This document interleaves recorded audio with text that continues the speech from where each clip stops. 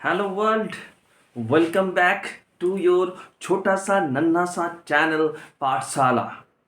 तो क्लास 11 का जो चैप्टर था gravitation, Newton's law of gravitation, Newton's law of gravitation जो है वो हम लोगों ने सीख रखा है और उसका जो प्रैक्टिस है ये भी हम लोगों ने कर रखा है। ठीक, तो इसके आगे थोड़ा सा बढ़े थे हम लोग। एक्सेलरेशन ड्यू टू ग्रेविटी जो था उसका भी एक्सप्रेशन हम लोग निकाल चुके थे। सिर्फ उसका एगो फैक्टर के चलते change of the acceleration due to gravity जो था वो बाकी था। आज उसको कंप्लीट कर देंगे। तो वो क्या था? Change of acceleration due to gravity due to the rotation of earth. चलो हम लोग देखते हैं कैसे होता है। सोचो कि ये अर्थ है, ठीक ना, ये घूम रही है ऐसे करके। अगर ये घूम रही है तो यहाँ पर कोई ऑब्जेक्ट होगा तो उसके साथ घूम रही है, लेकिन इसका जो अट्रैक्टिव फोर्स है यानी कि इसका जो वेट है ये किस तरफ काम कर रहा है? Towards the centre. तो अगर यहाँ पर रहा तो वहाँ पर उसका एक्सेलरेशन ड्यू टू ग्रेविटी कितना होगा, इसको हम लोग कैलकुलेट करेंगे। चलो देखते, पहले फिगर ड्रॉ कर लेते हैं। Change of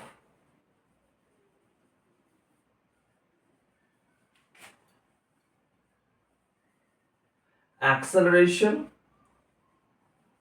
due to gravity due to rotation of earth due to rotation of earth. पहले फिगर को ड्रॉ करेंगे, उसके बाद हम लोग सोचेंगे।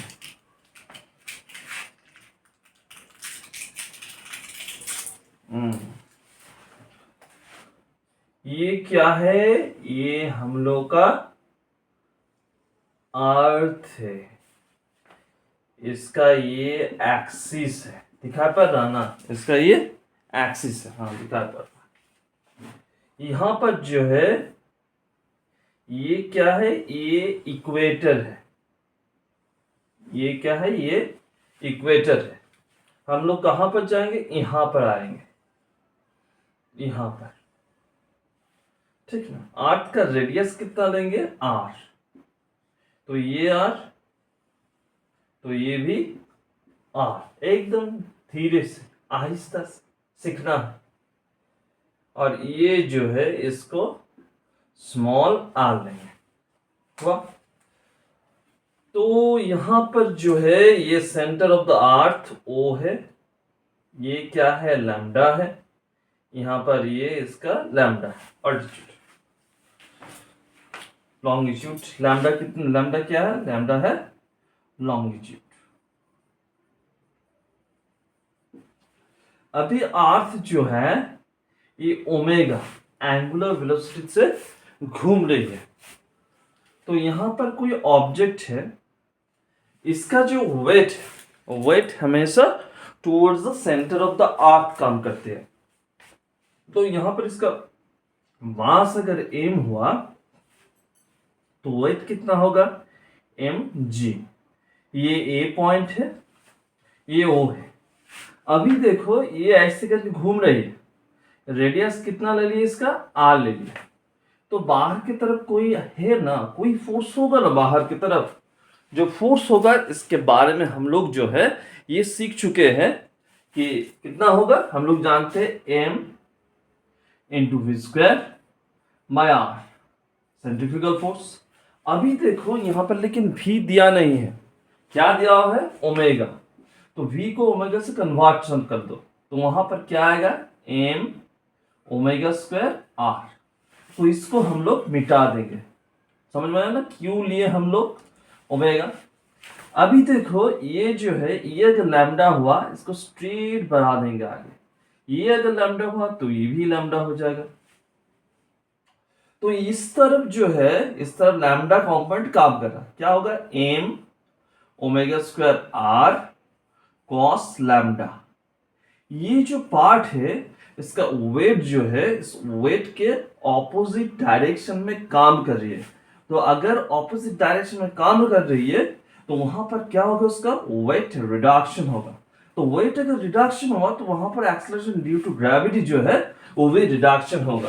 तो यहां पर जो रिजल्टेंट आएगा, रिजल्टेंट क्या लिखेंगे, that is F R is equals to क्या लिखेंगे, इस तरफ क्या है एम जी को आगे क्यों रखे, क्योंकि ये ऑब्जेक्ट पृथ्वी जो है पृथ्वी को छोड़ के बाहर की तरफ नहीं जा रहा है, पृथ्वी के ऊपर ही ये स्थिर है, यानी कि ये इक्विलिब्रियम में है। तो एम जी लिखे और ऑपोजिट में 180 डिग्री एंगल कौन किया है, minus M omega square R cos lambda लिख दिया।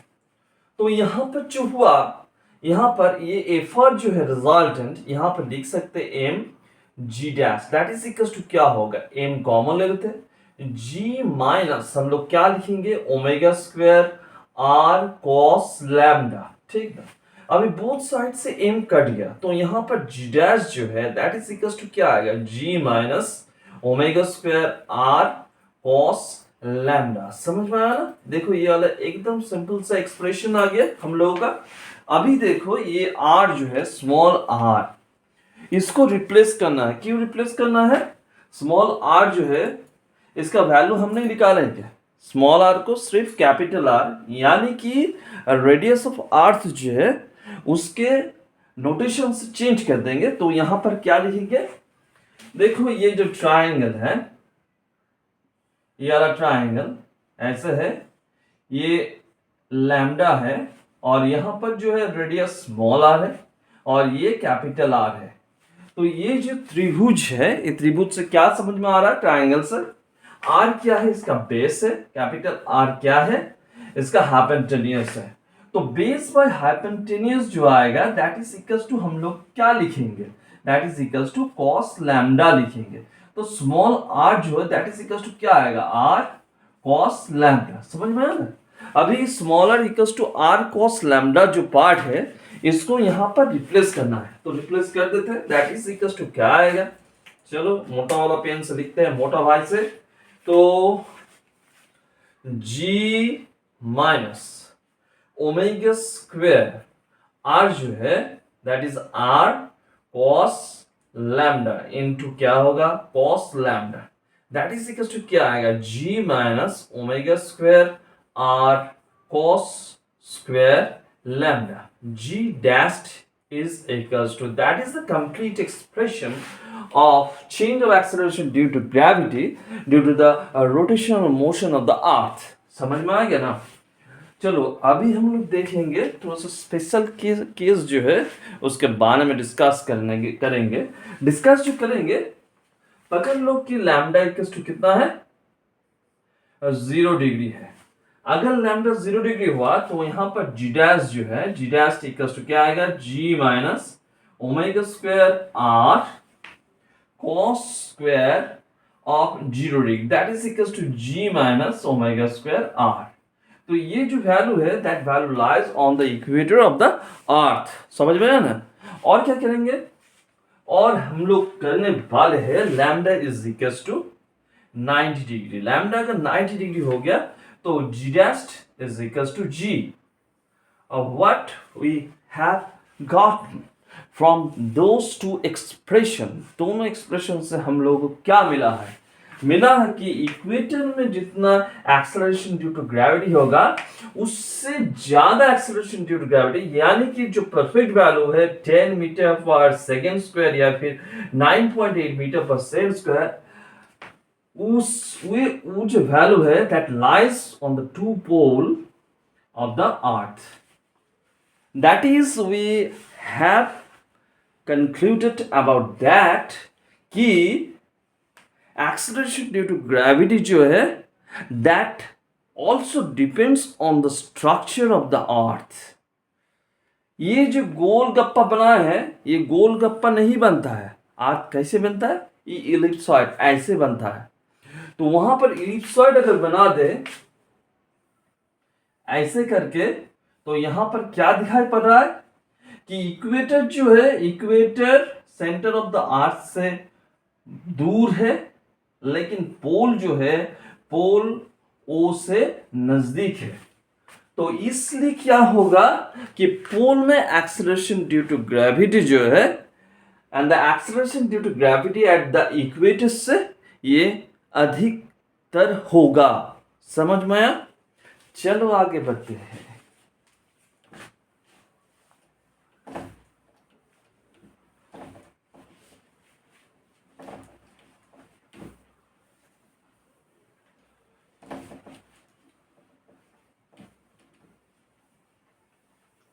नेक्स्ट हम लोग जो सीखने वाले हैं that is gravitational field.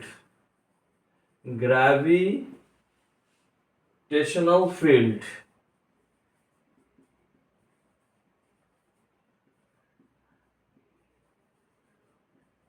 Gravitational field ये ग्रेविटेशनल फील्ड क्या है? ग्रेविटेशनल फील्ड है कि अगर हम लोग अर्थ ले लेते हैं, ये अर्थ जो है अर्थ का जो इन्फ्लुएंस ऑफ अट्रैक्शन उसका सरफेस में होगा और यहां से ऊपर की तरफ होगा, उसके बाद ये बंद हो जाएगा। लेकिन ये जो इन्फ्लुएंस स्ट्रक्चर है, ये जो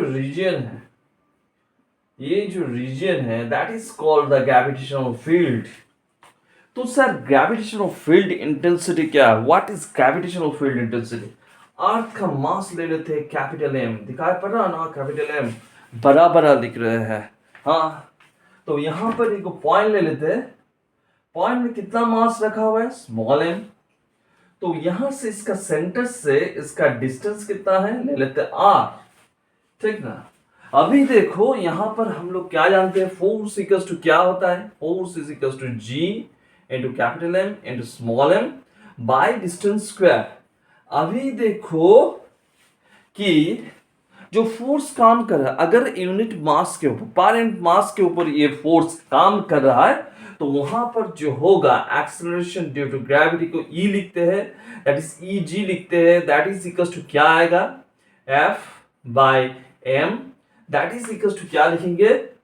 जी into capital M into small M by R square, और नीचे क्या है? एम, दोनों एम कट गया, तो इसका एक्सप्रेशन क्या आ रहा है? G M by R square. समझ में आया ना? हाँ, यहां से हम लोग इसका डायमेंशन एंड यूनिट भी जान सकते हैं, ठीक ना। ये G M by R square जो है, ये G M by R square जो है, इसके बारे में हम लोगों ने पढ़ा है, that is the acceleration due to gravity also. समझ में आया? इसके आगे अगर इसका जो है ई जी वेक्टर फॉर्म में लिखे तो minus G M by R square into R hat. ये नेगेटिव साइन क्यों हुआ? ये नेगेटिव साइन हुआ क्योंकि ये ग्रेविटेशनल फोर्स फील्ड जो है is always the attractive force field, that's why it. अभी हम लोग क्या निकालेंगे? Acceleration sorry gravitational force field due to a ring निकालेंगे। चलो निकालते हैं। Field intensity due to a ring, हाँ ठीक ना। कैसे निकालेंगे? ये हम लोग का रिंग हो गया, कहां पर निकालेंगे दैट इज इंपॉर्टेंट। ये सेंटर ओ है, यहां से आगे बढ़े ये पॉइंट है, इसको एक्स ले लिए, ठीक ना। इसका रेडियस जो है, रेडियस को आर ले लिए। इसका मास कितना है? मास एम है। तो यहां से छोटा सा हिस्सा से यहां से जो डिस्टेंस है दैट इज आर ले लिए, और यहां पर एंगल जो है दैट इज थीटा ले लिया। समझ में आया ना? हाँ, तो यहां पर जो है हम लोग क्या निकालने वाले हैं? चलो थोड़ा सा यांत्रिक त्रुटि हो गया था। चलो यहां पर क्या निकालेंगे? इस पॉइंट पे निकालेंगे gravitational field intensity due to the ring, gravitational field intensity due to the ring. तो यहां पर हम लोग जो एक्सप्रेशन जानते हैं लिख देते हैं, डीई नीचे सफिक्स में जी इज इक्वल टू क्या होगा? G M by distance square, ये हुआ, ठीक ना। अभी देखो ये जो पार्ट है, ये जो काम कर रहा है इस छोटा सा हिस्सा के लिए DEG, इसका लेकिन इस तरफ भी पार्ट होगा, इस तरफ भी पार्ट होगा, ये तो कैंसिल आउट हो गया। इस तरफ जो पार्ट है ये वाला पार्ट रह जाएगा, तो DEG डैश्ड इक्वल्स टू क्या लेंगे, DEG ऑफ cos थीटा, है ना। अब DEG जो है दैट इज, तो DE जो है DEG उसका वैल्यू बैठा देते हैं GM/r², और यहाँ पर जो cos थीटा है, cos थीटा इक्वल्स टू क्या होगा, r is the hypotenuse, x is the base, तो यहाँ पर क्या लिखेंगे x/r। तो यहाँ पर जो आ रहा है हम लोगों का क्या आ रहा है, दैट इज इक्वल्स टू, ये तो डी मास था, छोटा सा मास, इसको dm ले लेते हैं, छोटा सा मास था यहाँ पर dm, इसको dm लिखते हैं dm, ठीक है। तो यहाँ पर जो आ रहा था GDM इंटू x बाय नीचे क्या लिखेंगे r³, तो EG डैश्ड टोटल ले लिए, EG डैश्ड इक्वल्स टू क्या होगा, total mass GMx bye r³।